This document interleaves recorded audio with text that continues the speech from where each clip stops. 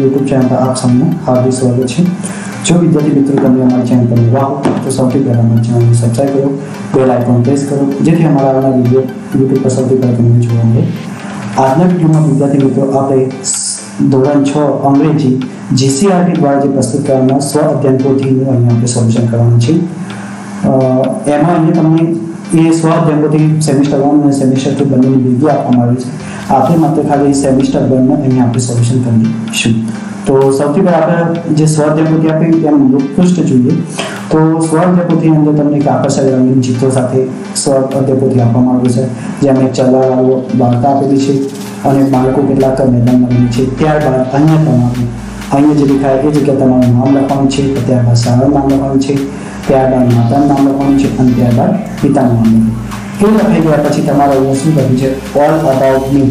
All about તમારો વિષય તો અહીં તમારું નામ લખવાનું, તમારી જન્મ તારીખ લખવાની, તમારી ઉંમર લખવાની, અહીંયા તમારો ફોટો ચોંટાડવાનો યાદ રાખવાનો। ત્યારબાદ માય ફેવરેટ તમને જે ગમતું હોય તમને કયું કલર ગમે તો એ નામ લખવાનું, તમારો સબ્જેક્ટ તમને જે વિષય ગમતો એ નામ લખવાનું, ત્યારબાદ તમારો હોબી તમને શોખ શું એ નામ લખવાનું, તમને ખાવાનું શું ગમે એ નામ લખવાનું, તમને કઈ ઋતુ ગમે એ લખવાનું અને તમને જે જોવાલાયક સ્થળ છે તમને જે ગમતું હોય એનું નામ અહીંયા લખવાનું છે। તમારા મિત્રો કોણ છે એ લખવાનું। ત્યારબાદ તમારે when I grow up I want to be તમે મોટા થઈને શું બનવું છે એના વિશે લખવાનું છે। આટલું લખાઈ ગયા પછી એ સ્વાધ્યાય પોથી તમારે સચન। ત્યારબાદ તમારો સ્વાધ્યાય પોથી ઇંગ્લિશની અંદર પહેલો ચેપ્ટર ઇંગ્લિશની અંદર અહીં તમારે જોજો તો તમને અહીંયા પ્રતિજ્ઞાપત્ર આપવામાં આવ્યું છે। એ વાંચ્યા પછી તમારા સીધું અનુક્રમણિકા પર જઈશું આપણે। અનુક્રમણિકા ગાડી જોઈએ આપણે સીધું અનુક્રમણિકા જો અહીંયા આપેલું છે। અહીંયા તમારું ચેપ્ટર વાઇઝ નામ આપણે પહેલું છે વેર વેર યુ, ટુ મોચો, how and won watch your watch. તો અહીંયા આપણે એની ક્ષમતા આપવામાં આવેલી છે જે આપણે અંગ્રેજીમાં। તો સૌથી પહેલું આપણે છે વેર વેર યુ તો આની અંદર તમારે શું આવશે how to sing reading રાઇમિંગ્સ, how to tell and read stories, colouring objects, asking question with WH અને સિંગ્યુલર એન્ડ પ્લુરલ ફોર્મ્સ ના એટલે એક વચન બહુવચન। તો અહીંયા તમને પહેલું આપ્યું છે લોના વર્ડ સહિત આશરે 500 જેટલા નવી શબ્દો જાણો તેનો ઉપયોગ કર્યો છે। એટલે કે અહીં રમત આપી છે એક્ટિવિટી 2 નીચેની શબ્દ રમતમાંથી શબ્દો શોધો અને સર્કલ કરો। એ શબ્દો આડા કે ઊભા હોઈ શકે। શબ્દો ડાબી અને જમણી બાજુ આપેલા છે। ઉદાહરણ 5 જો અહીંયા તમારે ડાબી અને જમણી બાજુ શબ્દ આપેલા છે એ તમારે જોડવાનું છે।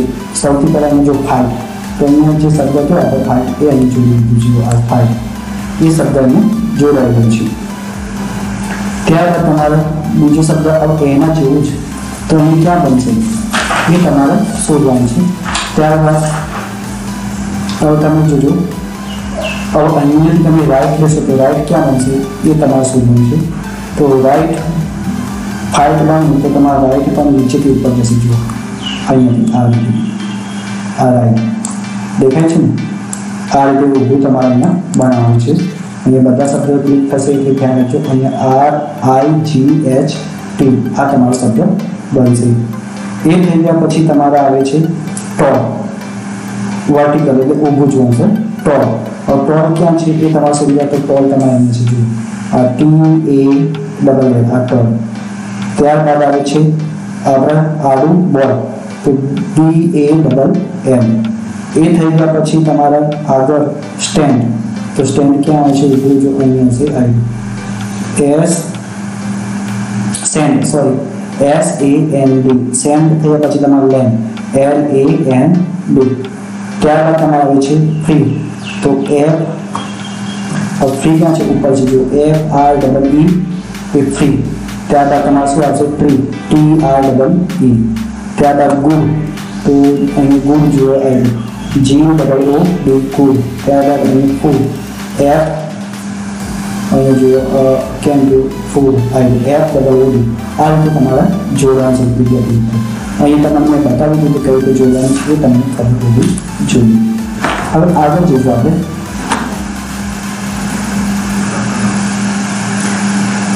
એક્ટિવિટી 2 નીચેના ટેબલનો અભ્યાસ કરો અને તેની નીચે આપેલા પ્રશ્નો જવાબ આપો।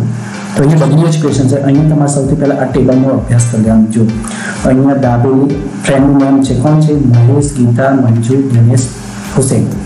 ક્વેશ્ચન દાબેલી કોને ગમે છે? મહેશને ખાવું છે, મંજુને ખાવું છે, દિનેશને ખાવું છે અને હુસેન. પાણીપુરી કોને? ગીતા, મંજુ, દિનેશ અને હુસેન. ચોકલેટ મહેશને. ચોકોબાર ખાલી મંજુને. ડોસા ગીતાને. પીઝા મહેશ અને દિનેશ. તો અહીં તમને પહેલો પ્રશ્ન છે, how many friends selected dabeli? તો કેટલા મિત્રો દાબેલી સિલેક્ટ કરે? તો દાબેલી બાજુ એક તો મહેશ, મંજુ, દિનેશ અને હુસેન. તો કેટલા? 1 2 3 4.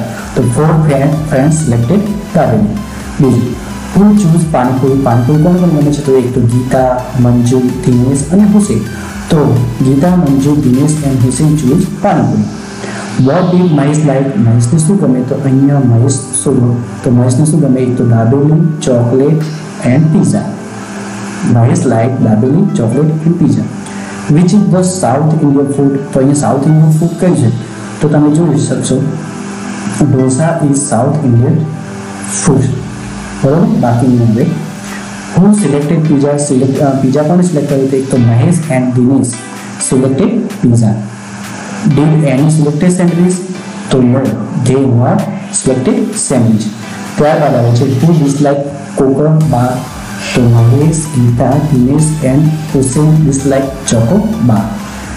Nobody selected bell to your first. તો અહીંયા false આવશે.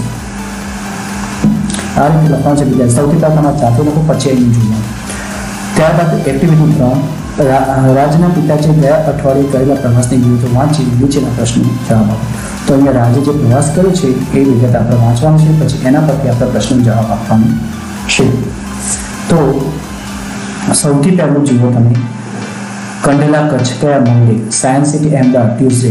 Somnath temple Gir Somnath Wednesday. Sea beach Diu Thursday. Tithal Valsad Friday.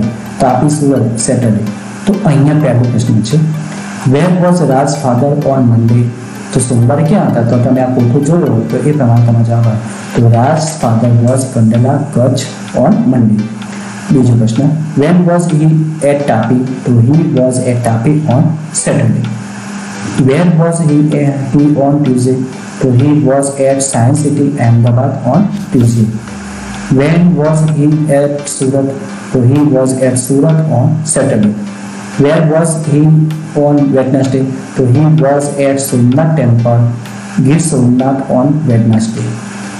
Where was he on Friday? So he was at Tithal Valsad on Friday. Where was he on Saturday? So he was at Surat on Saturday. Did our fathers travel for 50 years? No, he did not. Name the place which are near the sea. So Gir Somnath, Gir, Tithal and Surat. આ સમુદ્ર કિનારે આવેલા સ્થળો છે. હવે આગળ જઈશું આપણે. 10મો પ્રશ્ન, on which day he visited religion place? તો he visited religion place Somnath temple Gir Somnath on Wednesday. How many places did he visit? તો હી વિઝિટેડ 6 પ્લેસીસ. કેટલા? 6 સ્થળો મુલાકાત કરી. આગળ જઈશું. નીચે અજયની ડાયરીનું પેજ આપેલું છે, તે ક્યાં અને ક્યારે હતો તે સમય અને સ્થળ આપેલા છે. તેના આધારે છેલ્લા કોલમમાં વાક્ય પૂર્ણ કરો. આપેલા ઉદાહરણને સમજો. તો અહીંયા જે ડાયરી આપી છે એ આપણે પૂર્ણ કરવાનું છે. તો ચાલો સૌથી પહેલાં જોઈએ 9 AM એટ હોમ. તો he was at home 9 o'clock.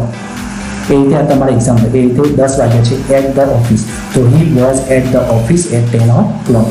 12 વાગે ઇન અ મીટિંગ. તો he was in a meeting at 12 o'clock. એ રીતે એટ ધ ડાઇનિંગ ટેબલ 1 વાગે. તો એટ 1 o'clock. તો he was at the dining table at 1 o'clock. 3 PM. તો on the way to boundary. He was on the way to boundary at 3 o'clock. 5 PM. With his friends, he was on the way to boundary at 5 o'clock.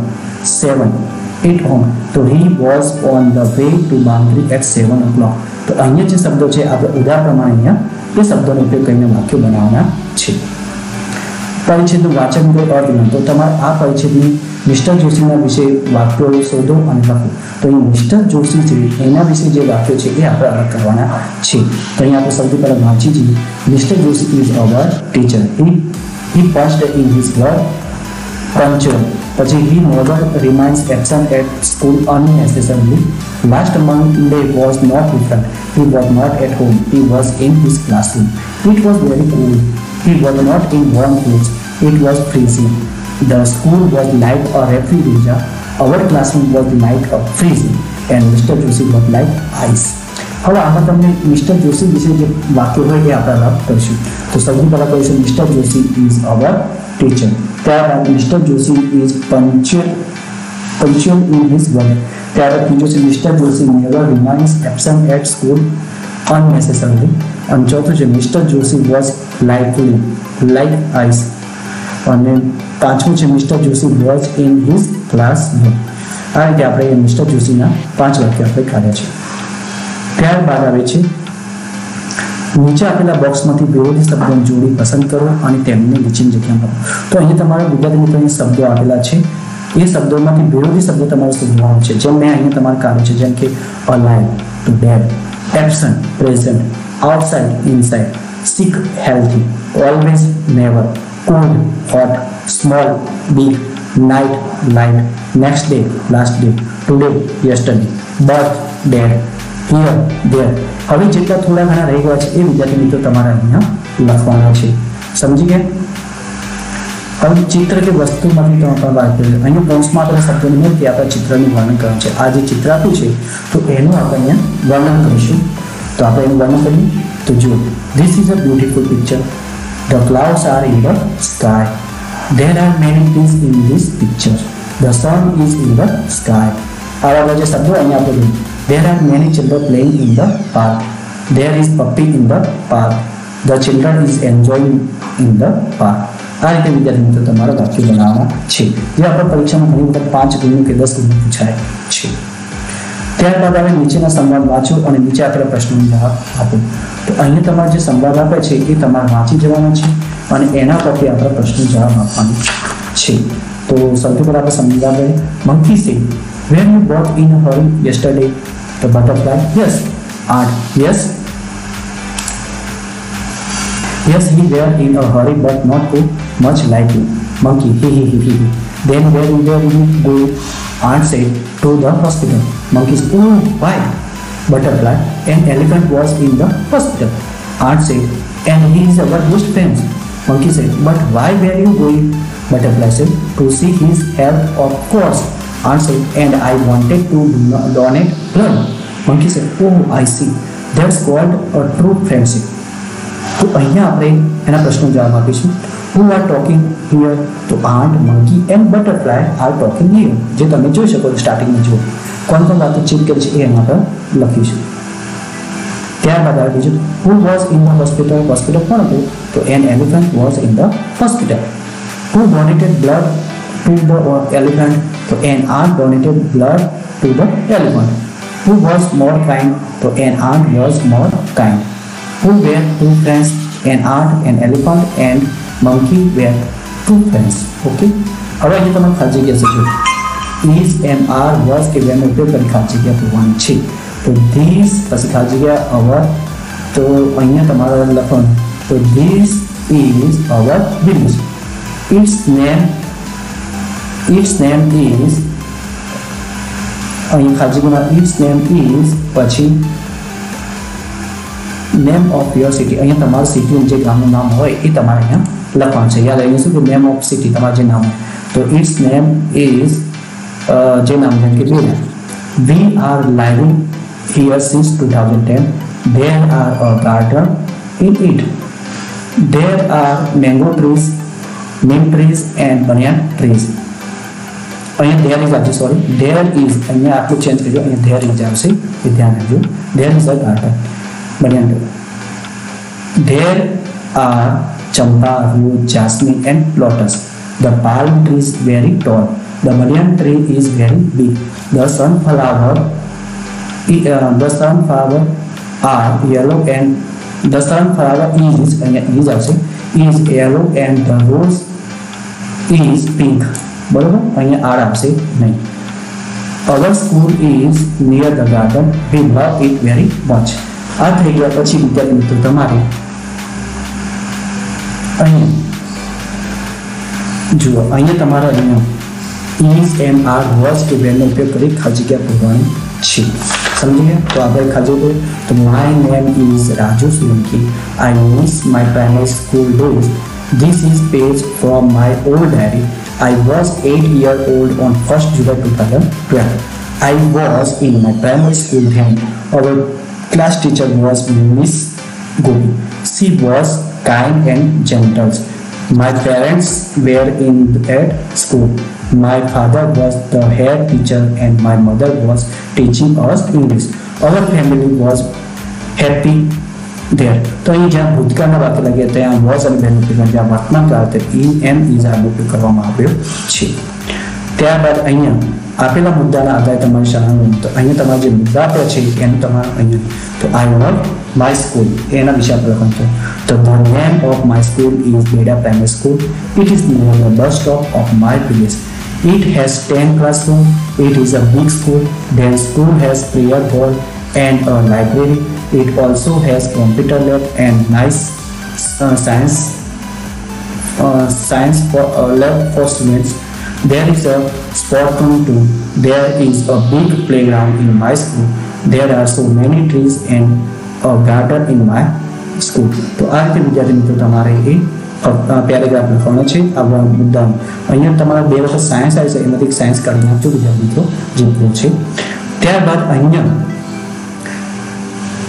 Activity 11 માં તમે જે ફકરો લખેલો છે તે વાંચો. નીચે આપેલા મુદ્દા તમે જે કરેલી ભૂલો હોય સુંદર અક્ષરોમાં તમારે ફરીથી લખો. તો અહીંયા તમારે જે પેરેગ્રાફ આપ્યો હોય જો તમારે કેપિટલ લેટર હોય એ સુધારણસર, પંચમાસક પૂર્ણવિરામ અલ્પવિરામ સ્પેલિંગ મિસ્ટેક હોય એ સુધારણસર, સેન્ટેન્સ પેટર્ન એટલે એમ ઇઝ આર ધેર ઇઝ વાર વાક્ય હોય એ જોવાનું છે.